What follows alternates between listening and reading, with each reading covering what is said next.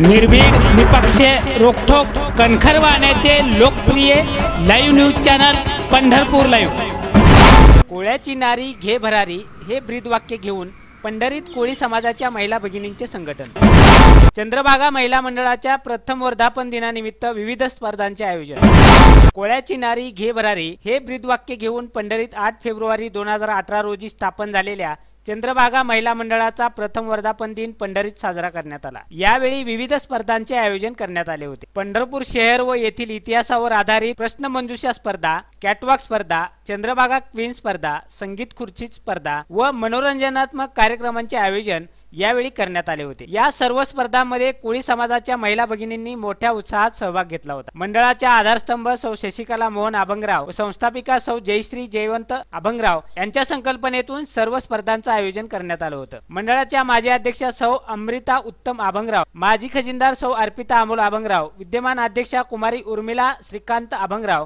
विद्यमान खजिनदार सौ भाग्यश्री जीवन अभंगराव, कार्यकारिणी सदस्य सौ अंजली संजय कोळी, सौ राजश्री सुरेश अभंगराव यांनी सर्व स्पर्धा यशस्वीरित्या पार पाडण्यासाठी परिश्रम घेतले। परीक्षक म्हणून शिवसेनेच्या पंढरपूर तालुका महिला संघटक सौ आरतीताई ओंकार बसवंती यांनी काम पाहिले।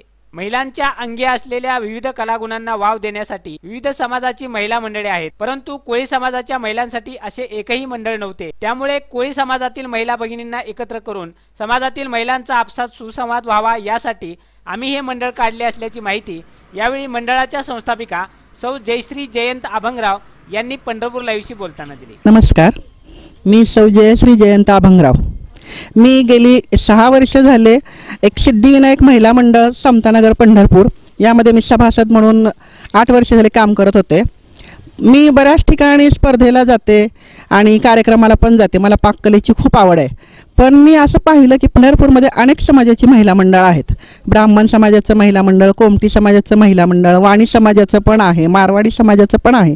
पण माझ्या असं लक्षात आलं की आमचा समाज इथे पंढरपूरमध्ये भरपूर आहे, पण आमच्या समाजाचं महिला मंडळच नाही आहे।